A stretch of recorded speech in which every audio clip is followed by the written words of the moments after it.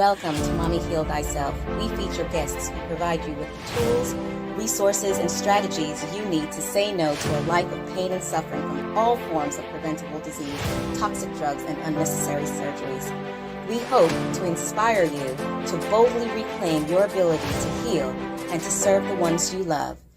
Welcome, my lovely sisters. Today I have with me a phenomenal guest. Her name is Amy Scott, and she is a financial coach. Now, you all have been talking to me about finances, and I know that one of the most pressing issues that impacts our health is our relationship to our finances. In fact, I would say that that kind of sabotages a lot of people when they're working with me because they get into programs and then their finances are catawonka. Or they say, Michelle, I just can't do a program with you because I don't have the finances. And I know that this is an extreme burden to many, many of you. And in fact, it was Amy's own financial challenges that led to her career in finance. After having her first child, her family expenses rose exponentially. Determined to reduce their financial stress, she started reading books on money management and personal finance. Now, applying the lessons that she learned, she and her husband reevaluated their financial picture and got clear on what purchases were aligned with their ultimate goals. They were able to eliminate non-essential spending and determined how much they really needed to cover their living expenses. Then, this is the sweet spot now, ladies. Then she said, you know what? It's not good for just me. She began to develop a budgeting method that allowed their whole family to stay on top of their monthly expenses and to live the lifestyle that they desired and to plan for future financial goals. And once she was able to cultivate this method and perfect this method, she then brought it out to the world.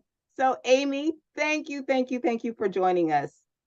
Thank you for having me. So fun. Absolutely. So, first and foremost, what type of people do you help? Well, I like to say I help purpose-driven women. And that could really mean a lot of different things. My 13-year-old says to me, well, what does that mean, Mom? But I think most women know what that means, right? Have some kind of a purpose, whether their purpose is, caring for their family or pursuing a career, or taking care of their health or their family members. I typically help women who feel like finances are an area of their life that they don't feel as confident in as they may feel in some other areas. It's been kind of like their Achilles heel. It's that thing that continues to come up for them that they wish they either understood better, they had more skills around, they felt like they kind of missed the boat on it.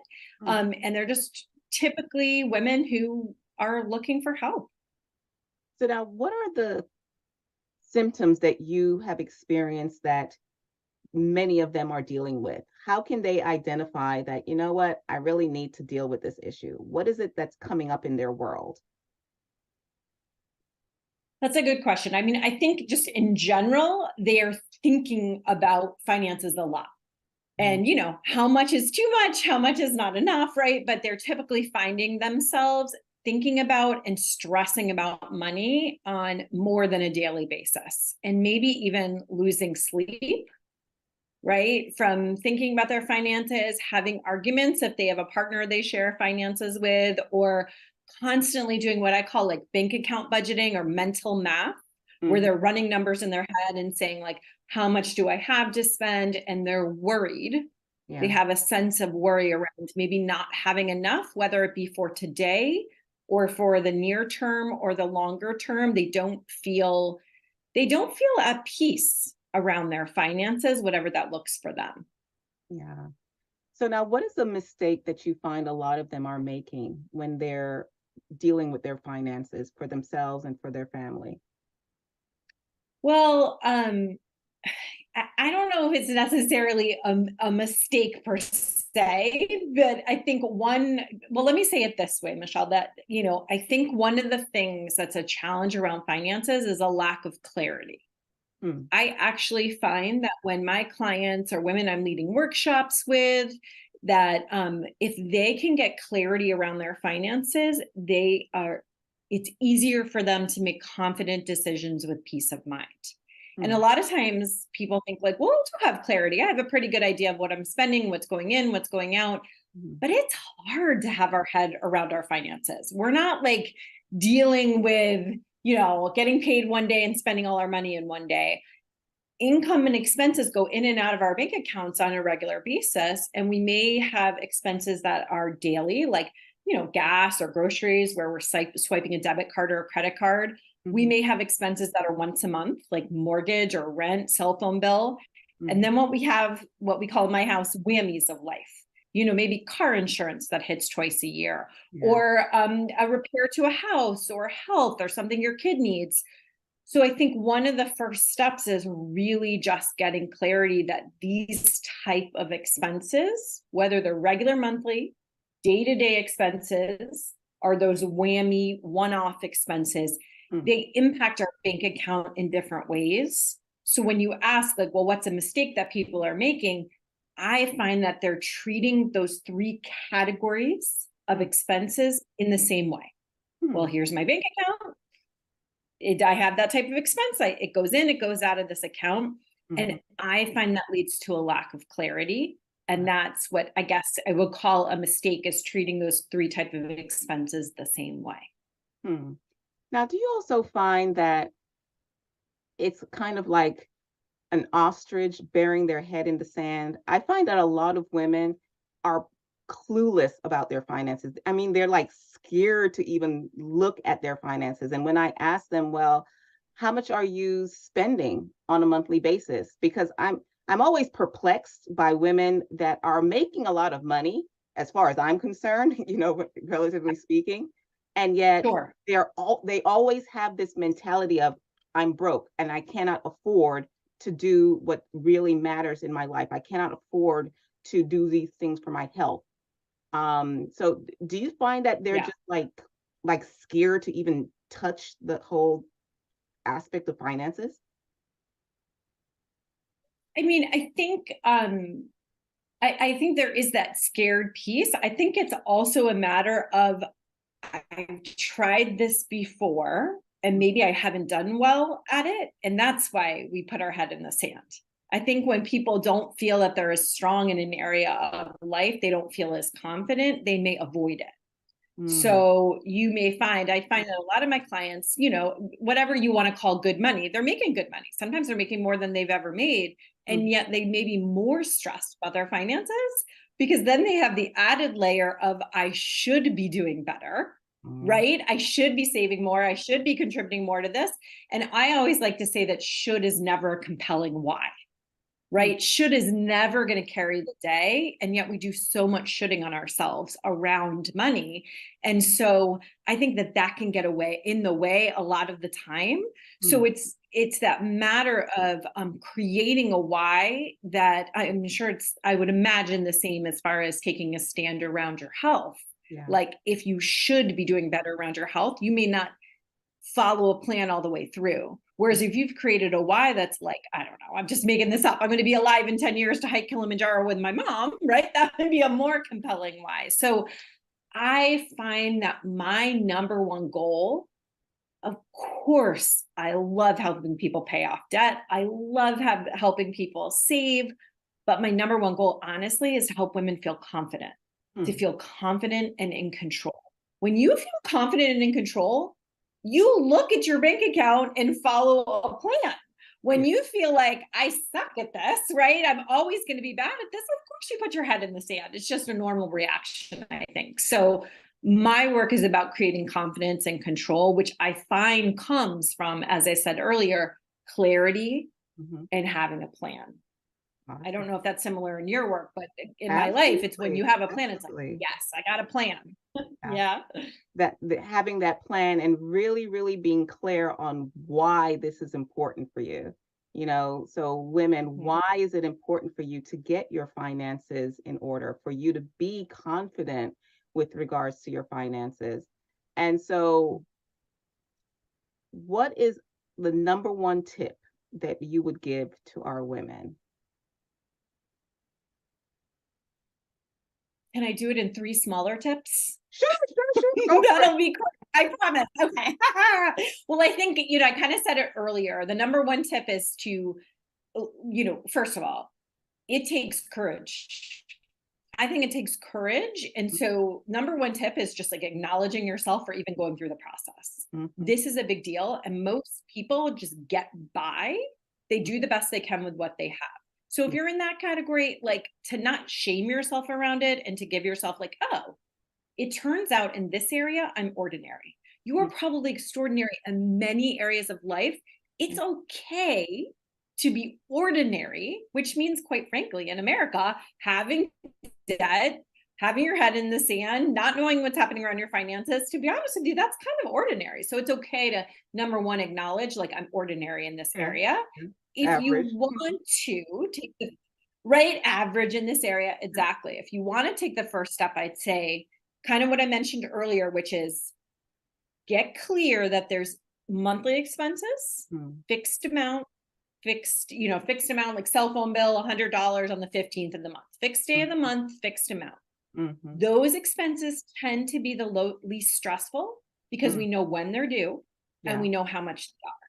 We Mm. don't say, like, oh my gosh, I can't believe my mortgage is $1,500 this month, because typically it's around the same amount, right? Mhm, So what we want to do, honestly, Michelle, is to take that regular fixed expense and mhm. turn the other two categories into regular fixed expenses. Oh. So what I recommend is turning your day-to-day spending, that gas, groceries, Amazon, Target runs, Mhm, right? What else? Like Uber Eats, those kind of things where you're either swiping a debit card or mhm, swiping a credit card. mhm, This tends to be the area where we're like, I have no idea what I'm spending in mhm, this area. mhm. And it's the not knowing or not feeling like we can really get our hands around it. Like, I'll never know how much. I can't plan for that. It's not my mortgage. It's not my cell phone bill, right? Mm, That's what causes the stress, is the not knowing, mm, right? We don't have confidence because we don't know, especially if someone uses a credit card, that amount is going up every month. We mm. open that bill, it's never less than we think it will be. At least that has not been my experience, right? It's like, what? How did this get to That sticker so, shock, like, you know, exactly. So really, it's kind of thinking about your expenses in those 3 categories. The second step is to really turn the day to day into a fixed amount that Mm, you can plan around. mhm, So I don't have a set number. I'm not going to say everyone should stick within $1,000 a month. No, it's different for every person. There's no one size fits all budget. But look at the last few months and see, what are you spending on gas, groceries, Amazon, going out to eat? Let's just pretend it's $1,000 a month. mhm, My number one tip is to honestly take that amount of money every month and mhm, actually move it out of your checking account. mm, Now, Dave Ramsey and all his buddies would say take it out in cash, but we don't really live in a cash mm, culture right now. mhm. So I recommend that you set up a second checking account and put that money into that account. Yeah, smart. That becomes, quote unquote, your cash account. That's your spending account. And the thing about it is, I won't go too far into this, but the number is coming down. You started at 1,000 and you spend down. Mhm, Psychological studies have shown the impact is you spend 20 to 22% less mm, when the amount of 1,000 is coming down, as opposed to a credit card when the amount is going up and we're unconscious of what we're spending. nice.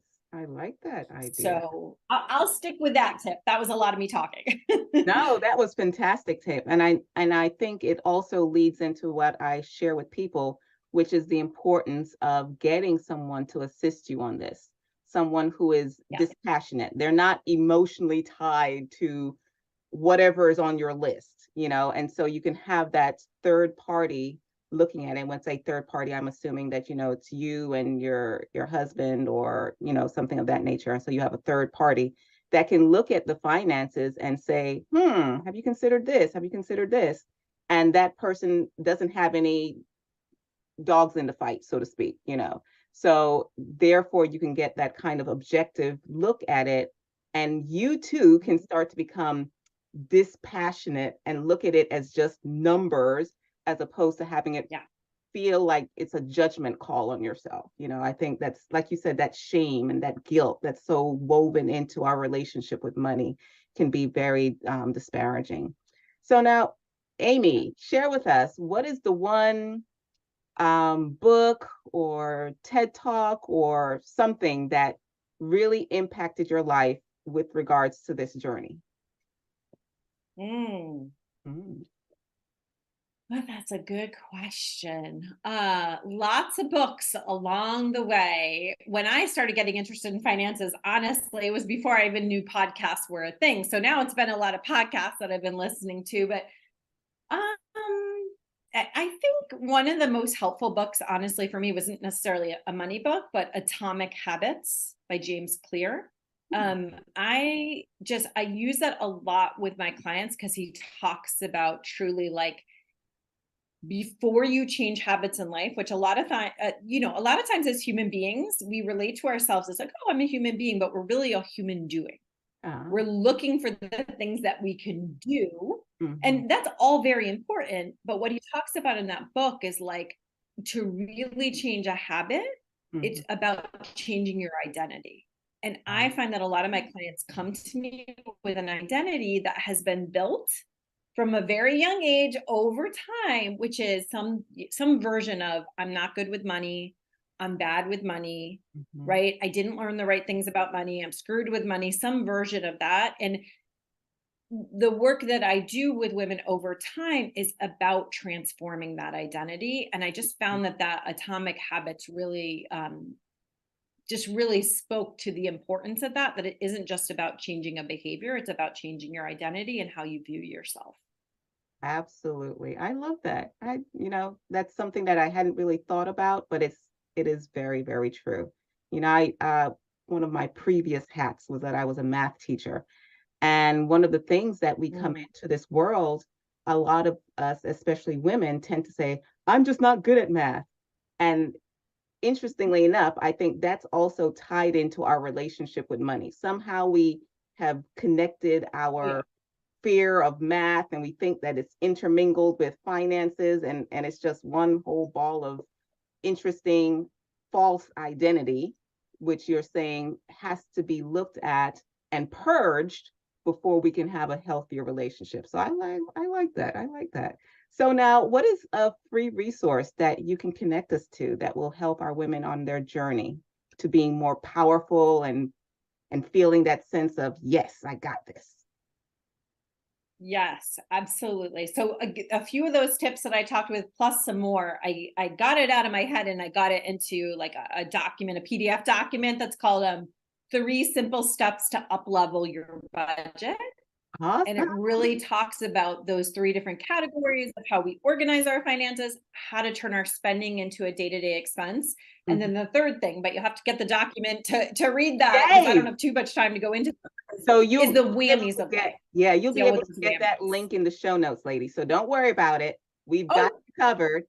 Amy's going to provide me with the link and it'll be in the show notes for you to be able to click on it and get access to that powerful PDF that is going to give you those 3 important steps for you to be able to become more empowered in your relationship with your finances.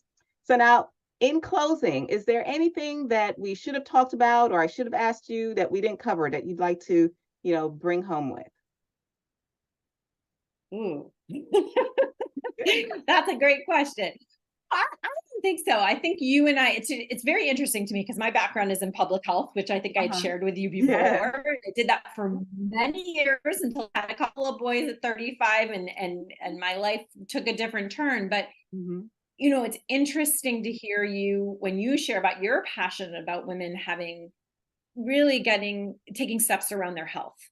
I Mhm. feel that same way. One of the biggest stressors around our health is financial stress. Yes. So I just see that they align in parallel.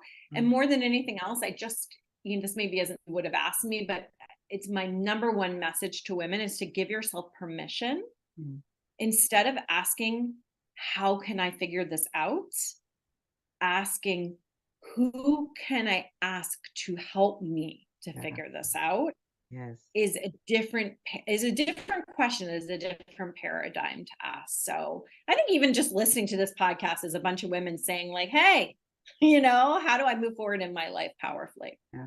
And I love what you're emphasizing, the fact that we do not have to figure everything out for ourselves. I keep stressing that to you ladies. You are not alone. Please, please, please, if there's nothing else you get from our times together, is the understanding that you are not alone. Please, as Amy says, start reframing that question and start looking to the resources around you, putting that question out to the universe saying, who can help me with this issue? Who can help me? And I guarantee you, once you put it out to the universe, the support will appear, whether it be in the form of podcasts like these or PDFs like the ones that Amy is going to show, or invitations to join in different programs. You will have your answer to that question, but you first have to ask the question. Know that asking for help is actually a sign of courage. Asking for help is a sign of strength. And to me, asking for help is a sign of intelligence.